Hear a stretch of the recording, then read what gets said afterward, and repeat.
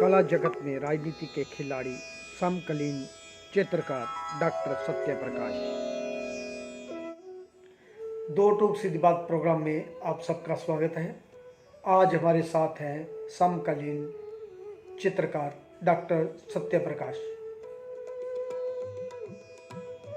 जनाब डॉक्टर सत्य प्रकाश की पैदाइश 1955 में उत्तर प्रदेश जिला मेरठ गांव पुट्ठी परीक्षतगढ़ में हुई।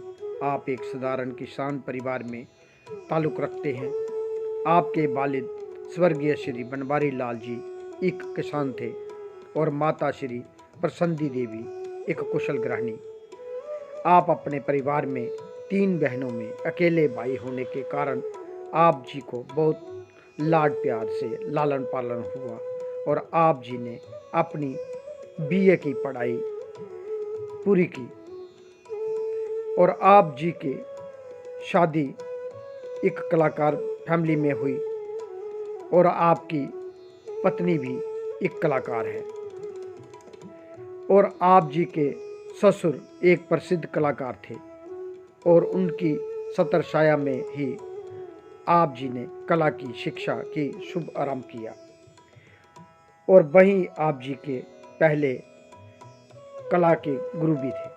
इसके बाद आप जी ने डॉक्टर दिनेश शर्मा जी के अंतर्गत अपनी पीएचडी की पढ़ाई पूरी की। उसके बाद आप जी कला क्षेत्र में अपनी शुरुआती दौर में कार्य करना शुरू किया और बाद में आप कला के क्षेत्र में राजनीति में उतरे और कला में राजनीति ग्रुप बना के कला में हो रहे भ्रष्टाचार को मिटाने के लिए कड़े संघर्ष किए। इसी के चलते आप जी के जीवन में कई उतार चढ़ाव आए और कई आरोप पे आरोप लगे और आप अब भी कला की राजनीति का संघर्ष कर रहे हैं और कला जगत में हो रहे भ्रष्टाचारों को समय समय पर उजागर करते रहते हैं। नमस्कार, आदाब, सत श्री अकाल। मैं देवीदास खत्री दो टूक सीधी बात प्रोग्राम लेकर एक बार मैं फिर आपकी खिदमत में हाजिर हूँ। जैसा कि आप जानते हैं, इस प्रोग्राम के बाबत हम आपकी मुलाकात करवाते हैं एक ऐसी शख्सियत के साथ जिन्होंने ज़िंदगी के किसी न किसी शूबे में अपना एक ख़ास मुकाम हासिल किया है, अपनी एक अलग पहचान बनाई है। आज जिस शख्सियत को हमने इस प्रोग्राम में जहनत दी है, उनका नाम किसी तारुफ का मोहताज नहीं है। कला की दुनिया में इनके नाम को सभी जानते हैं। आज हमारे साथ बेहद ही खास मेहमान, जाने माने चित्रकार डॉक्टर सत्य प्रकाश जी हमारे स्टूडियो में विराजमान हैं। नमस्कार डॉक्टर सत्य प्रकाश जी, दो टूक सीधी बात प्रोग्राम में आपका स्वागत है। नमस्कार। आपका जन्म कहाँ हुआ और उस वक्त आपका कला का घर में माहौल कैसा था? मेरा जन्म 1955 में उत्तर प्रदेश के मेरठ जिला गांव पुट्ठी परीक्षतगढ़ के अंतर्गत एक किसान परिवार में हुआ था। मेरे घर का माहौल सिर्फ किसानी करने का था। कला के प्रति मेरे परिवार में कोई रुचि किसी की नहीं थी। अभी बचपन में एक बार पीछे ले जाते हैं आपको कि आपको कला के प्रति रुचि कैसे हुई और उस वक्त आपके गुरु कौन थे, या कहाँ से आपने कला के बारे में जाना कि आपको लगा कि मुझे कला के फील्ड में ही जाना चाहिए? कला के प्रति मेरी रुचि 1974 में हुई, जब मेरी शादी मेरी पत्नी श्रीमती शशि देवी वर्मा के साथ हुई। उनका जो परिवार का माहौल था वो एक कलाकार का माहौल था। उनके फादर जो है एक चित्रकार थे और मेरे गुरु ही स्टार्टिंग के मेरे ससुर थे। मैंने कला की शिक्षा बीए से स्टार्ट की और फिर एमए मेरठ कॉलेज मेरठ से पेंटिंग में किया। मेरे गुरु डॉक्टर दिनेश शर्मा थे। उसके बाद मैंने जो एमए करने के बाद मैंने पीएचडी मेरे गुरु डॉक्टर दिनेश शर्मा के अंतर्गत की। एक चीज बताइए कि आप चित्रकारी भी करते हैं, स्कूल में अध्यापक भी हैं, तो दोनों के ये साथ कैसे चलाते रहे? नहीं, दोनों का साथ तो एक ही साथ है। मैं जो टीचर था वो भी कला अध्यापक था। मेरे स्कूल का माहौल भी कला का ही था। बच्चों को कला का ही ज्ञान देना था, तो उसमें कोई प्रॉब्लम नहीं थी। आप चित्रकला के साथ साथ स्कूल में भी जॉब करते रहे और अपनी संस्था भी है आपकी, बहुत सारे आप प्रोग्राम करवाते हैं, देश विदेशों में इधर उधर भ्रमण करते हैं। तो वो किस तरह उसके बारे में थोड़ा संक्षेप में बताइए। मैं अपने स्कूल के समय के बाद अपनी संस्था दिशा को चलाता था। उसके साथ ही मैंने बीजेपी कल्चर सेल में भी पेंटिंग के लिए कार्य करा। संस्कार भारती से भी मैं जुड़ा रहा, अन्य संस्थाओं से भी मैं जुड़ा, अमृतसर में Indian academy of fine art से भी मैं जुड़ा और आज वहाँ का भी मैं लाइफ मेंबर हूँ। उसके साथ ही मैं ललित कला एकेडमी से जो है 1990 से जुड़ा। आपने अब तक कौन कौन सी उपलब्धियां हासिल की, जैसे स्कॉलरशिप, फेलोशिप, या शो कहाँ कहाँ किए, या कहाँ कहाँ आपने कैंप या वर्कशॉपें करवाई या करी? 1982 में मुझे ललित कला एकेडमी की स्कॉलरशिप मिली। 1983 में मुझे मिनिस्ट्री ऑफ कल्चर की जूनियर फेलोशिप प्राप्त हुई। 1990 में मुझे मिनिस्ट्री ऑफ कल्चर की सीनियर फेलोशिप मिली। तो आपने ये सब करते करते आप बहुत सारे कलाकारों को एकत्र करके आप एक साथ जो कहें कि उनको थिएटर में भी कार्य करवाते हैं, आप कंपटीशन भी करवाते हैं, वर्कशॉपें भी करवाते हैं, तो कहाँ कहाँ आपने ये सब किया और उसके बारे में थोड़ा संक्षेप में बताइए। मैंने अपनी संस्था को बढ़ाने के लिए जो है ऑल इंडिया लेवल पर जो है बच्चों को आर्ट के प्रति रुझान उत्पन्न करने के लिए कला से के प्रोग्राम भी किए, उनके कंपटीशन भी कराए और पेंटिंग वर्कशॉप भी कराई। आदिवासी लोगों को उठाने के लिए मैंने आदिवासी क्षेत्रों में पेंटिंग वर्कशॉप कराई। थिएटर के लिए आज वही काम मैं थिएटर के लिए कर रहा हूँ। यंग आर्टिस्टों को अपनी दिशा का प्लेटफॉर्म दे रहा हूँ, उनको बिना किसी जो पैसा लिए, बिना किसी उसके मैं उनका आगे बढ़ा रहा हूँ। कला और कलाकारों को प्रमोट कर रहे हैं आप। लगातार मैं कला और कलाकारों को प्रमोट करता जा रहा हूँ, यही मेरे लाइफ का एक उद्देश्य है।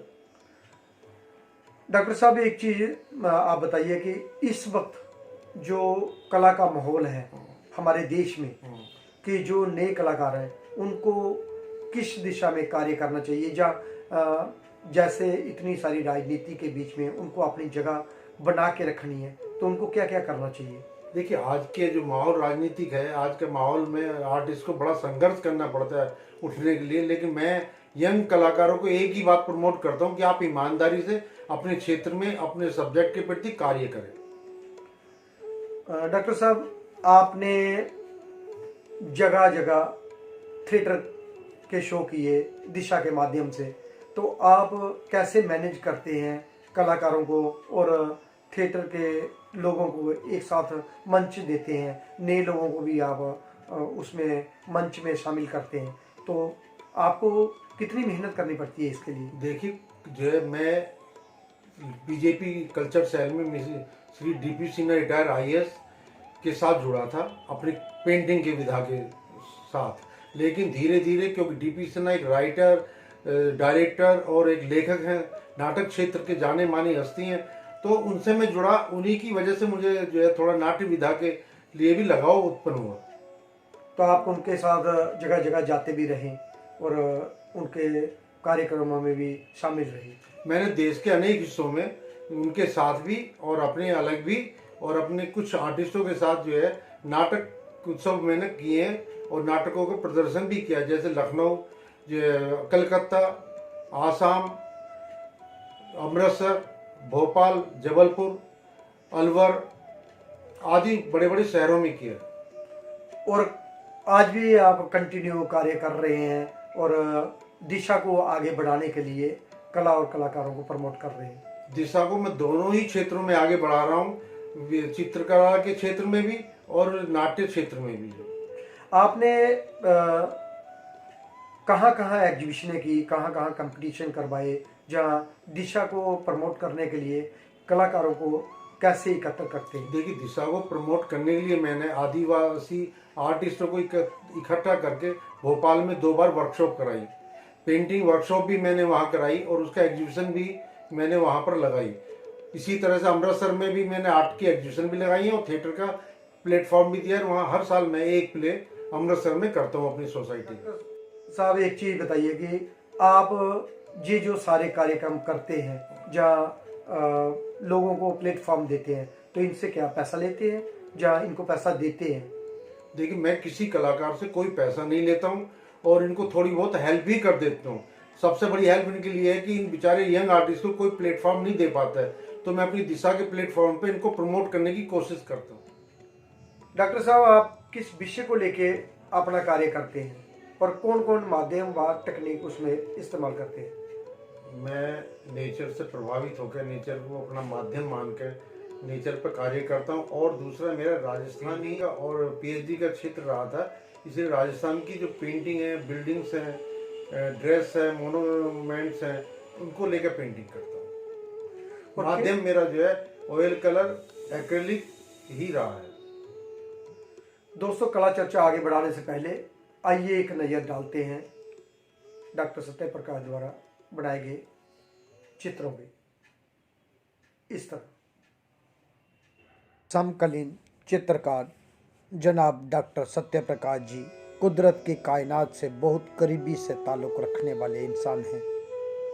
आप में ज़मीनी मिट्टी से जुड़ी खुशबू है, इसलिए आपकी आर्ट में भी राजस्थान व भारत की कला की झलक नजर आती है। आप कुदरत की गोद में बैठकर अपने कैनवस पर हूबहू उतारने का प्रयत्न अपने अमूर्त कला के हिसाब से करते रहते हैं।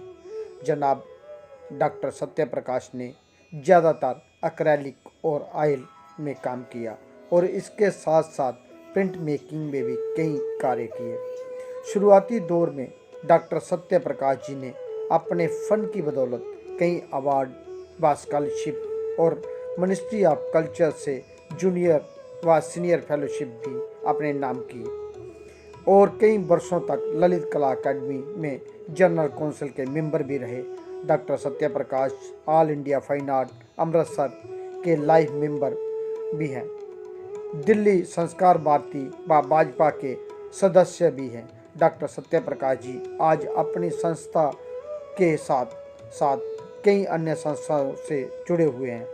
वह अपनी संस्था दिशा के माध्यम से कई कला के वर्कशॉप, कार्यक्रम व प्रदर्शनियाँ व नाटक आदि करवाते रहते हैं, कला और कलाकारों को प्रमोट करने के लिए।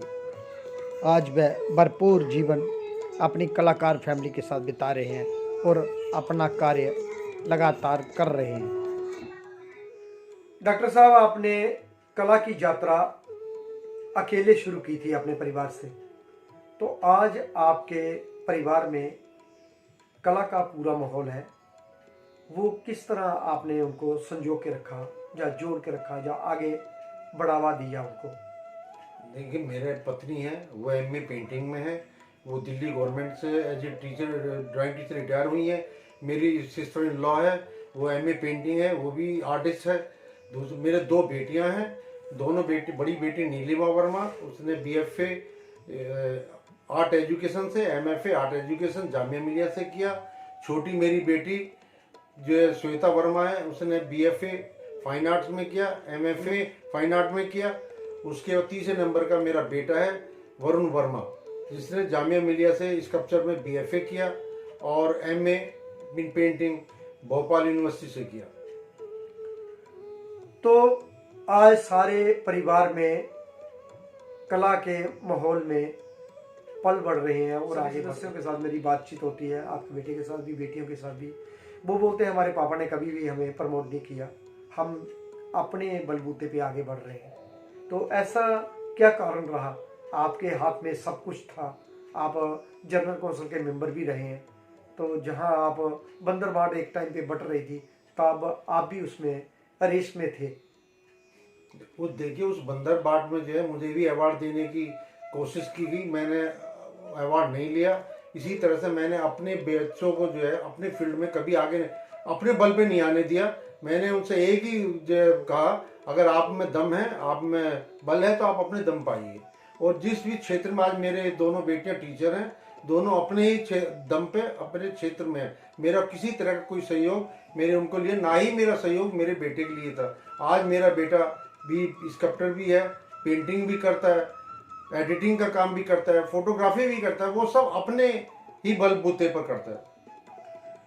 डॉक्टर साहब, आपने कई लोगों को प्रमोट किया, कि आपको नहीं लगता था कि आपको परिवार के साथ भी आपने नाइंसाफी की है?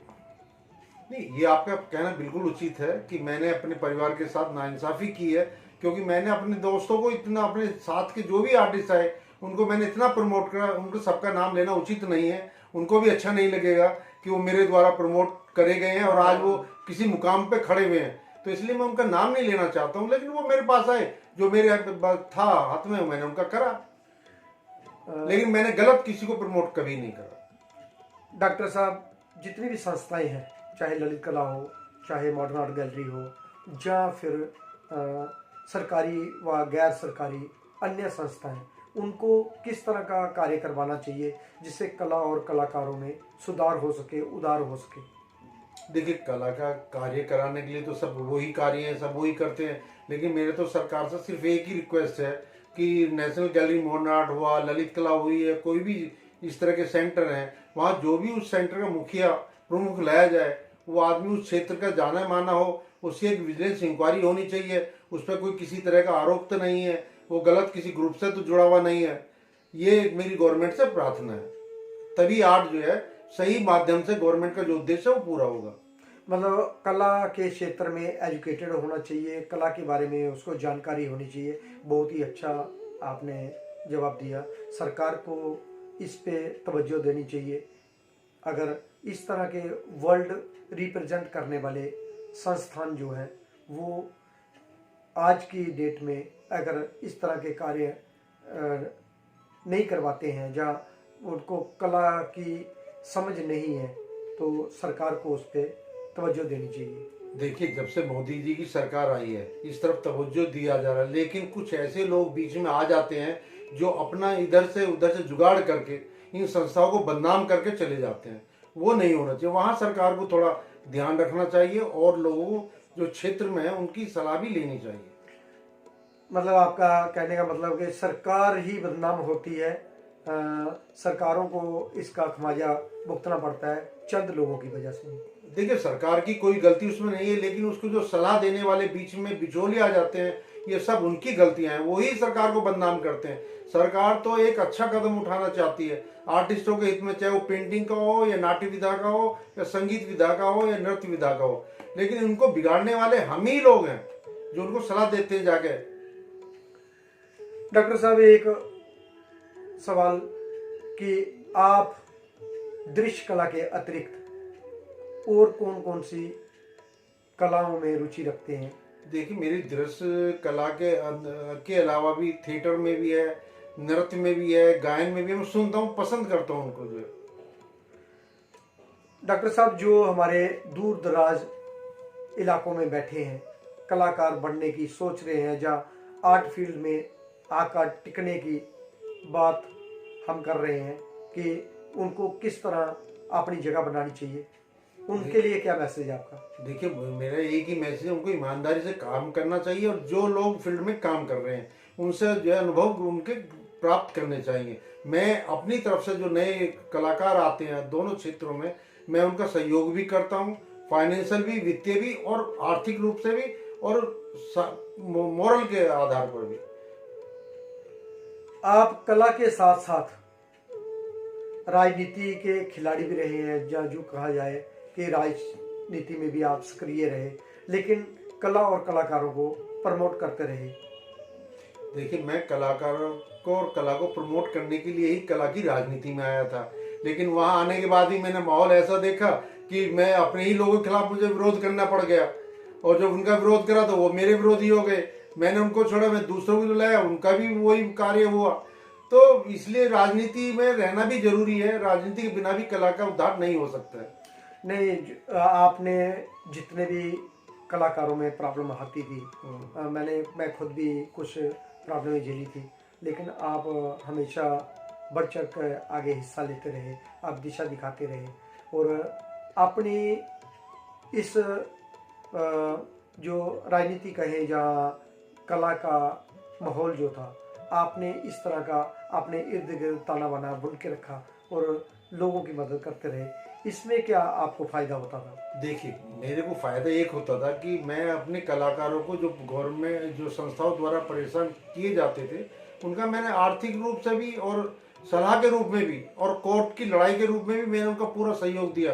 क्योंकि मुझे ये होता था, एक परेशान आदमी, दुखी जो बेचारे युवा हैं उनका मैं किस तरह सहयोग कर सकता हूँ। इसके पीछे एक ही कारण था कि मैं भी एक ऐसे देहात, दिल्ली से 100 किलोमीटर दूर पे मेरे गांव है, वहाँ जहाँ कोई किसी मेरा कोई ऊपर मेरा सरपरस्त नहीं था, मैंने खुद आके ये लड़ाई, लोगों ने मेरी साथ हेल्प करी, मेरी भी हेल्प लोगों ने करी, उसमें आनंद देव ने मेरी हेल्प करी, अवतार सिंह ने मेरी हेल्प करी, और बहुत लोगों ने, रामाचंद्रन ने मेरी, जब जामिया में पढ़ता था मेरी हेल्प करी, परमजीत सिंह ने भी मेरी हेल्प करी। तो मुझे वो मेरे दिल में था कि जो ये लोग बेचारे आते हैं मैं इनकी हेल्प करूं और इनको हर जगह आगे बढ़ाने का रास्ता इनके लिए प्रशस्त करूं। डॉक्टर साहब, बहुत सारे कलाकार व कला प्रेमी जहाँ कला क्षेत्र में कार्य कर रहे कलाकारों का मानना है कि आप राजनीति के एक बहुत बड़े खिलाड़ी रहे हैं और आज भी उसी तरह अपना कार्य कर रहे हैं, और आप पे बहुत सारे लोग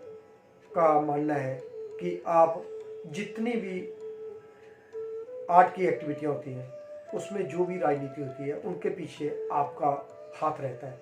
इसमें आपकी क्या राय है?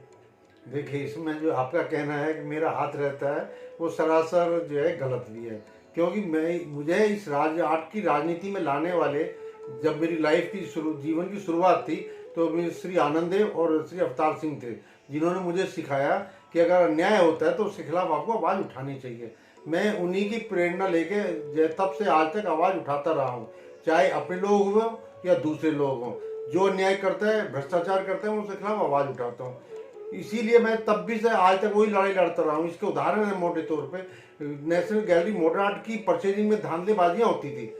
कोई लोग 10-10 लाख की, 5-5 लाख की, और यंग आर्टिस्ट की जो है 2,000, 3,000, 20,000 की पेंटिंग परचेज होती थी। उन परचेजिंगों में कब पहले एडवांस में परचेज कर ली जाती थी, जिसको मैंने मिटाने के लिए जो है दिल्ली हाई कोर्ट में केस लड़ा, और उस केस में यहाँ तक हुआ कि दिल्ली हाई कोर्ट के जज को ये मानना पड़ा, उसने डायरेक्टर को जो राजीव लोचन जी को बुलाया कि आप जो है जो ये सुझाव दे रहे हैं भ्रष्टाचार मिटाने के, वो आपको लागू करने पड़ेंगे, नहीं तो मैं आपके खिलाफ जो है इंक्वायरी फिक्स कर रहा हूँ। तो उन्होंने जो सुझाव मेरे से मांगे मैंने वो सुझाव उन्हें दिए। उस सुझाव के देने के बाद आज तक नेशनल गैलरी मॉडर्न आर्ट में कोई भी परचेज या खरीदारी वो नहीं कर पाए हैं, क्योंकि उसमें इतनी पारदर्शिता थी कि उसमें भ्रष्टाचार होने के बहुत कम चांसेस थे। लेकिन आपको क्या लगता है कि उससे कलाकारों का सुधार हुआ या उधार हुआ, और उससे तो आने वाली पीढ़ी का जो परचेजिंग करते थे उसमें बहुत बड़ा नुकसान हुआ? क्या आपको नहीं लगता जी? नहीं, आज मुझे महसूस होता है कि वो लड़ाई मैंने लड़ी थी ईमानदारी के लिए, लेकिन उसका जो है फल जो है बहुत गलत निकला, क्योंकि तब से परचेजिंग बंद हो गई है। जब यंग आर्टिस्ट की बेचारों 10,000, 15,000, 20,000 में तो सेल हो जाती थी पेंटिंग, अब तो इन्होंने परचेजिंग ही करना बंद कर दिया है। करते तो दूसरे चोर रास्तों से, दूसरे रास्तों से कर लेते हैं परचेजिंग। जानकार कहते हैं कि आनंद देव को लाने वाले भी आप थे और हटाने वाले भी आप थे, और जिन्होंने भ्रष्टाचार के आरोप लगाए उन पे आज वो भी उसी राह पे चल रहे हैं। इसमें आपका क्या मानना है? देखिए, जो आनंद देव को जहाँ तक आपका प्रश्न है, हटाने वाला मैं हूँ, लेकिन मुझे आर्ट कला के जगत में लाने वाले भी आनंद देव थे, और जब उनका बुरा वक्त आया, कुछ लोगों ने भ्रष्टाचार के आरोप लगाए तो उनके साथ मैंने लड़ाई लड़ी, उनको दोबारा इलेक्शन जीते, गवर्नमेंट से फ्री हुए, फिर उनको लेकर आया। अब जो लोग उन पर आरोप लगा रहे थे, जब उनको सत्ता मिली एकेडमी की तो उन्होंने भी वो जो है उससे ज्यादा भ्रष्टाचार करा, जो आरोप लगाए थे आनंद देव पर भ्रष्टाचार करने के, और उनके खिलाफ गवर्नमेंट ने एक्शन भी लिया। क्या आपको लगता है कि जो आप लोगों ने कदम उठाए थे वो सही थे? हाँ, वो कदम सही थे जो मैंने उठाए थे। मानने वाले कहते हैं कि आनंद देव को जिन लोगों ने आरोप लगाए आज वही सत्ताधारी उसी राह पे चल रहे हैं, खुद भ्रष्ट राहें खोल रहे हैं, तो उसमें आपका बहुत बड़ा हाथ रहा। लाने वाले भी आप ही थे, हटाने वाले भी आप थे, और जिनको अभी बिठाया उनको लाने वाले भी आप ही थे।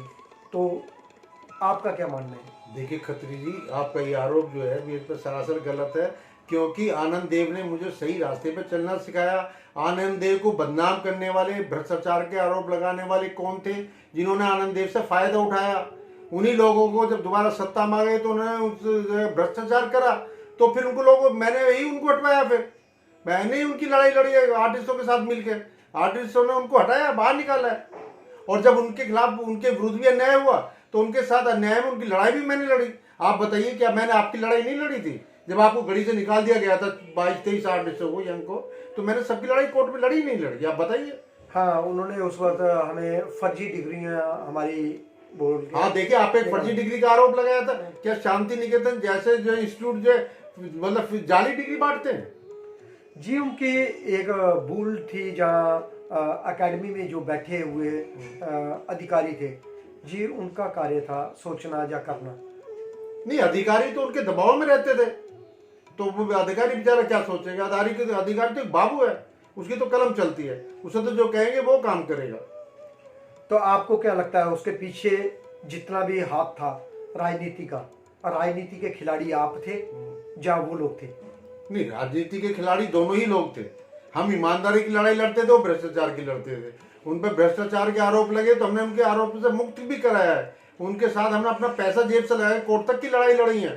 उन्होंने तो हमारा पैसा तक नहीं दिया है पूरा, वकीलों की पेमेंट नहीं करी है पूरी उन्होंने। तो आपको क्या फायदा था ऐसी लड़ाई लड़ने का, या उनका साथ देने का, या इनको बचाने का? नहीं, मेरा वो तो ये था कि आर्ट के खिलाफ एक अन्याय हो रहा था कि आधे लोगों पे आरोप करप्शन के लगाए जा रहे थे, आधे लोगों पर आरोप नहीं लगाए जा रहे थे। जो उनके चमचे थे उन पर नहीं लगाए जा रहे थे। तो हमने लड़ाई इसलिए, आरोप लगाइए तो सब पे एक्शन लीजिए, तो सब पे लीजिए, वरना मत लीजिए। गढ़ी पे जो यंग आर्टिस्ट काम कर रहे थे उनको इन्होंने बाहर निकाला। क्यों निकाला? अपने लोगों को तो नहीं निकाला, तो 20-20 साल से कब्जा करे हुए बैठे थे वहां। तो आपका मानना है कि भ्रष्टाचार तब भी हो रहा था, अब भी हो रहा है? हाँ, भ्रष्टाचार तब इतना नहीं था जब बहुत मामूली था, अब तो बहुत ज्यादा भ्रष्टाचार है। अब तो हर चीज में देखो तो भ्रष्टाचार ही निकलता है। और उसके सबूत देखे ये जो है कार्यालय महान लेखा निर्देशक जो है लेखा परीक्षा केंद्रीय, ये उसकी रिपोर्ट है। इतने आरोप हैं इनके ऊपर, ये सब नंगे हैं हमाम में, ये नहीं बच पा रहे। जो हमने गवर्नमेंट को भ्रष्टाचार खोला था, ये उससे जागता जुगता प्रूफ है। और ये प्रूफ मेरे पास भी है और दिल्ली के अंदर बहुत लोगों के पास प्रूफ है, क्योंकि सब जी कहाँ से आए आपके पास पेपर, और किसने? देखिए, जो कलाकार बेचारे यंग हैं, जो आर्ट को से भ्रष्टाचार मिटाना चाहते हैं, वो ही हमें भेजते हैं, हमें नहीं, औरों को भी भेजते हैं। मतलब आपके पास भी आते हैं और भी पेपर जाते हैं? हाँ, और मेरे पास भी आते हैं, औरों के पास भी जाते हैं। आनंद देव के टाइम में टेक ओवर हुआ, उसके बाद भी टेक ओवर हुआ, तो मानने वाले कहते हैं कि वो टेक ओवर के पीछे भी आपका हाथ था, और आरोप तो आप पे ही लगते रहे। आपको कई सारे एकेडमी ने भी आरोप लगाए आप पे।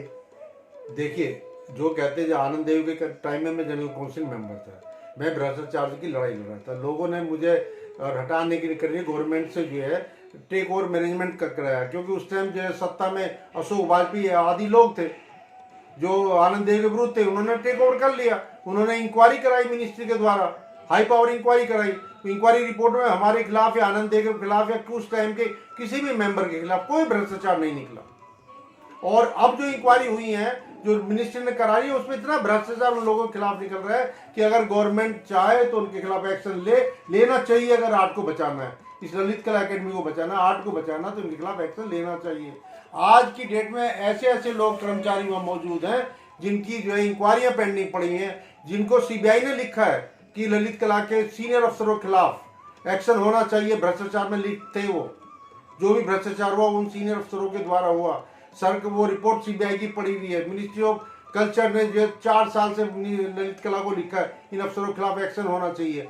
चेयरमैन आए, काम करा, अपना कमाया, चले गए। चेयरमैन आए, बैठे हैं, गवर्नमेंट अफसर भी आए, आर्टिस्ट भी आए, किसी ने उसकी तरफ ध्यान ही नहीं दिया। आर्टिस्ट तो भ्रष्टाचार करके चले गए, गवर्नमेंट कर्मचारी अपना चुपचाप बैठ कर अपना पीरियड समय बिता रहे हैं।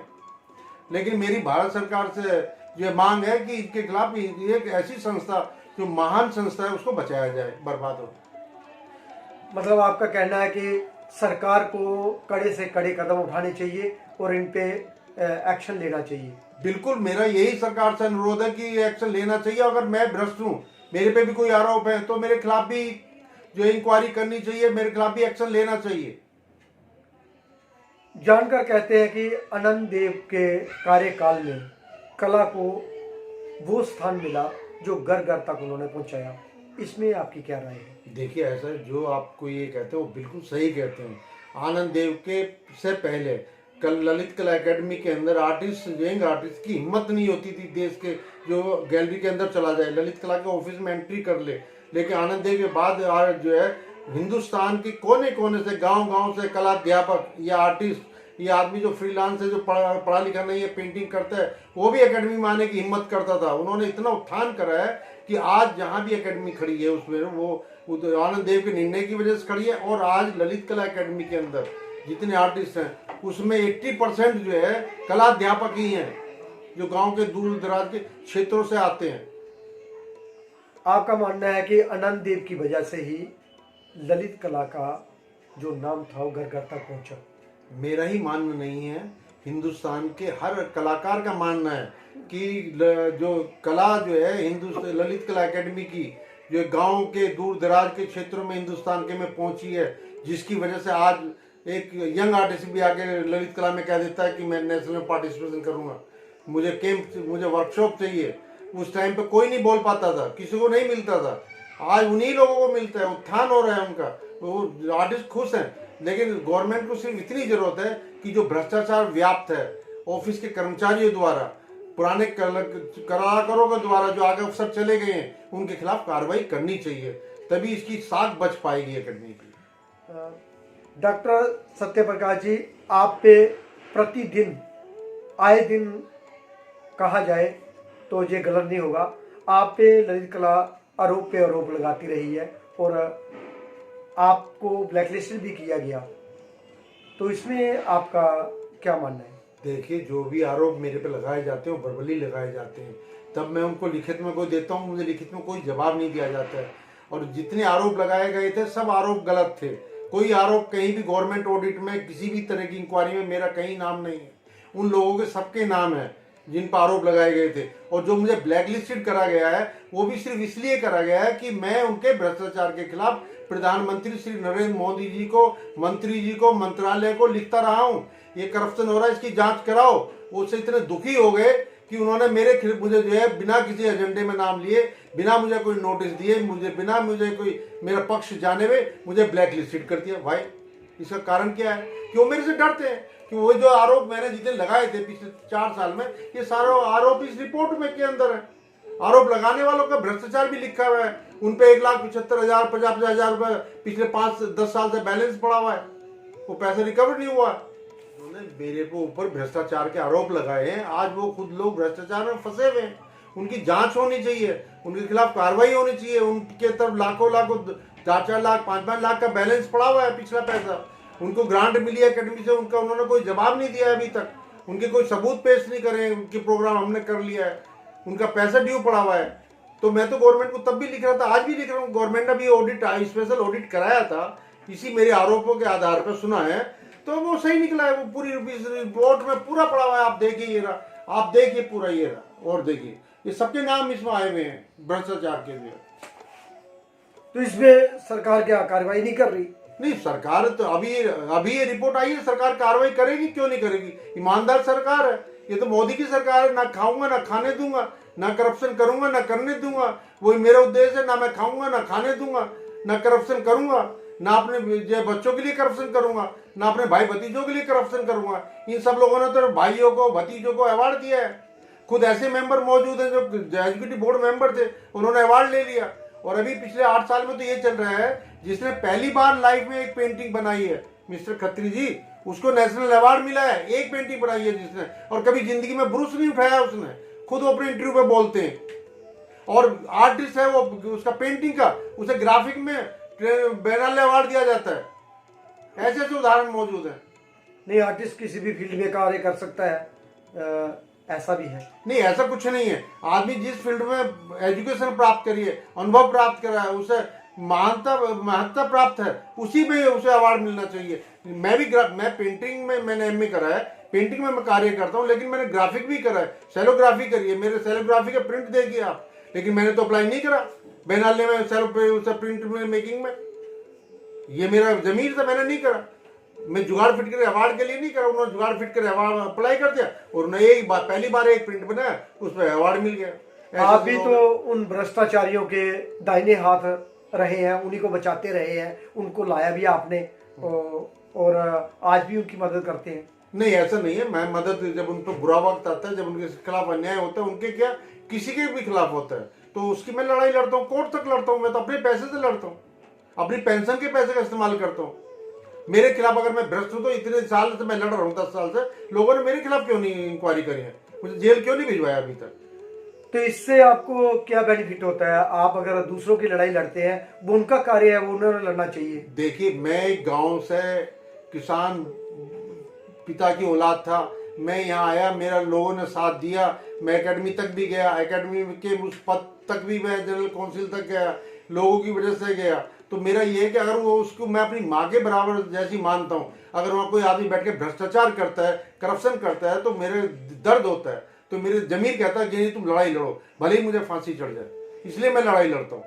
आपका मानना है कि इतना अगर भ्रष्टाचार हो रहा है, इतने भ्रष्ट अधिकारी हैं, या इतने भ्रष्ट लोगों पे ये इतने सारे नोटिस भेजे गए, लेकिन आज तक तो कोई कार्रवाई दिखी नहीं, ना होती है, तो आप बेवजह क्यों ये सवाल उठाते रहते हैं और कोर्ट में अक्सर कोर्ट की बात करते हैं, और आप आरटीआई पे आरटीआई लगाते रहते हैं? ये मेरा नहीं, और भी लोगों का मानना है। नहीं, आपकी बात बिल्कुल सही है। आज के टाइम में जो सरकार है, वो बड़ी ईमानदार सरकार है, वो हर भ्रष्टाचार ना करती है, ना करने देती है, एक्शन लेगी। अब उनकी आंख खुली है, उन्होंने ये कार्रवाई करी है, रिपोर्ट आई है, तो एक्शन होगा। और बाई दी अगर नहीं होता है तो मेरी कोर्ट की कार्रवाई शुरू है। मैं जो है पटियाला कोर्ट में इन लोगों के खिलाफ जिनके नाम है भ्रष्टाचार के, FIR लॉन्च करा के अपने पैसे से केस लड़ूंगा। इनको मैं जेल के अंदर भिजवा के ही छोड़ूंगा। और इसमें ऐसे भी आरोप हैं कि जो है आज की डेट में तो ऐसे अपॉइंटमेंट हो रहे हैं जिनकी ना बेसिक क्वालिफिकेशन है, ना एक्सपीरियंस है, ना उनको किसी भी तरह का कोई ज्ञान है उस फील्ड का, उनको अपॉइंटमेंट करे जा रहे हैं। लाइन लगी है भ्रष्टाचारों की। और ये ऑडिट ने भी अपनी रिपोर्ट में माना है, ऐसे लोग भर्ती हुए हैं। तो आपको कोर्ट मास्टर भी कहा जाता है, मतलब आप हर किसी को कोर्ट की तरफ ले जाते हैं और पैसा भी अपने से लगाते हैं। हमारे टाइम पे भी आपने बहुत मदद की, हमारे जैसे बहुत सारे कलाकारों में। इसमें आपको क्या फायदा है? आपको देखिए, क्या ऐसा है, जब सही रास्ते से कार्रवाई नहीं होगी तो कोर्ट के माध्यम से तो जाना ही पड़ेगा। सरकार भी, पहली सरकारें कोर्ट के माध्यम को ही सुनती थी, कोर्ट का जब डंडा पड़ा तभी सुनती थी। लेकिन आज की सरकार ऐसी नहीं है। आज की सरकार तो छोटी सी आवाज को भी सुनती है। तो मुझे फायदा यही है कि कम से कम जो हमारी कर्म भूमि है ललित कला एकेडमी, वहाँ भ्रष्टाचार खत्म हो बस। और मैं आपसे वादा कर रहा हूँ कि मैं बहुत जल्दी एक बहुत बड़ा भ्रष्टाचार का खुलासा करने जा रहा हूँ, जिसमें करोड़ों रुपए का भ्रष्टाचार है। अभी कई कार्य ने जो है कैबिनेट इसमें दिया है कि 225 करोड़ रुपया पेंडिंग पड़ा हुआ है, आर्टिस्टों के, कर्मचारियों के करप्शन के पेंडिंग है, जो अमाउंट रिकवरी नहीं हुई है। नहीं, आपके बोलने से क्या होता है? ऐसे बहुत सारे लोग बहुत सारे आरोप लगाते हैं। नहीं, ये भाई साहब, ये 225 करोड़ गवर्नमेंट ने लिखा है, ऑडिट रिपोर्ट में से लिखा है, इतना पैसा पेंडिंग पड़ा। ये करप्शन अभी नाम के लिखा है, तो आर्टिस्टों के भी नाम है, जो ऑफिसरों के भी नाम है। अगर इसमें थोड़ी भी सच्चाई होती तो सरकार इसमें एक्शन लेती। सरकार तो क्यों नहीं एक्शन ले रही? नहीं खत्री जी, अभी तो ये रिपोर्ट आई है, गवर्नमेंट पे जाएगी, मंत्रालय देखेगा, मंत्रालय के बड़े कर्मचारी देखेंगे, उनके भी ऑफिसर देखेंगे, सही है जो का एक्शन तो होगा, क्यों नहीं होगा। गवर्नमेंट ऐसे थोड़ी बैठी, ये मोदी सरकार है। आप चुप रहने वाले नहीं है, मतलब आप आगे चलते रहेंगे? बिल्कुल, मैं चलता रहूंगा जब तक मेरे में दम है, मेरे घुटनों में दम है चलने का, तब तक मैं चलता रहूंगा। तो आप किस हिसाब से कह सकते हैं कि आप बोलने से आरोप लगाने से क्या होता है? नहीं, बोलने से आरोप लगाते, लेकिन आरोप सिद्ध हो रहे हैं ना। ये सब पेपर है आरोप सिद्ध होने के। आप मेरे से पेपर ले लीजिए। मेरे एक आरोप है, मैंने लगाया था कि अभी फोटोग्राफी हुई थी, 1 करोड़ रुपए में करीबन खर्च हुआ है, और उन वर्कों की फोटोग्राफी है जिनके ऑलरेडी काम हो चुका था, और कोई टेंडर नहीं दिया। टेंडर भी दिया गया था, मैं आपको बता रहा हूँ, मेरे पास पेपर है, अगर जरूरत पड़ेगी तो मैं आपको दे दूंगा। मेरे पास टेंडर की कॉपियां मंगाई गई हैं, 4-5 टेंडर आए हैं।